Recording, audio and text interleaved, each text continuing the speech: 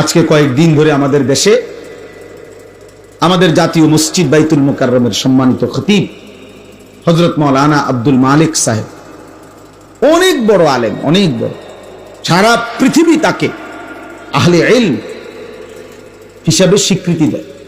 আমাদের দেশে তো আমরা হইলাম পোস্টারে আন্তর্জাতিক খ্যাতি সম্পন্ন, আমরা তো হলো বক্তা যারা, তারা জোহরের পর থেকে নিয়ে রাত 2টা পর্যন্ত সবাই আন্তর্জাতিক খ্যাতি সম্পন্ন।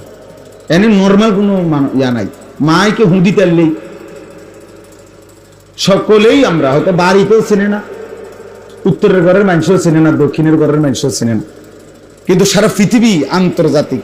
এর নিচে বাংলাদেশে কোনো কি নাই, বক্তাই আন্তর্জাতিকের নিচে, বিশিষ্ট ইসলামী চিন্তাবিদের নিচে বাংলাদেশে কোনো পদে নাই।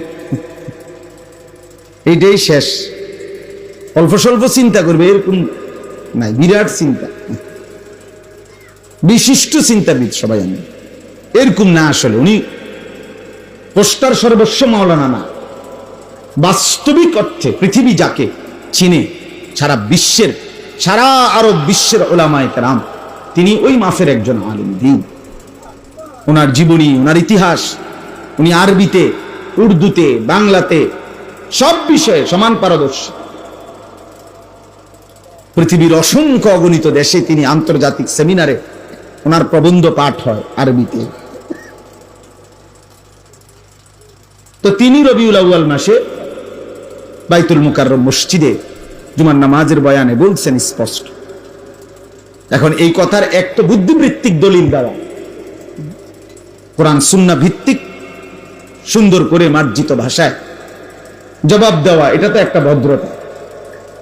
কিন্তু অল্প বয়সী নাবালেগ বাচ্চা কাচ্চা যদি চিৎকার চেঁচামেচি করে এত বড় মানুষের বিরুদ্ধে, এটা আসলেই মূর্খতা ছাড়া আর কিছু।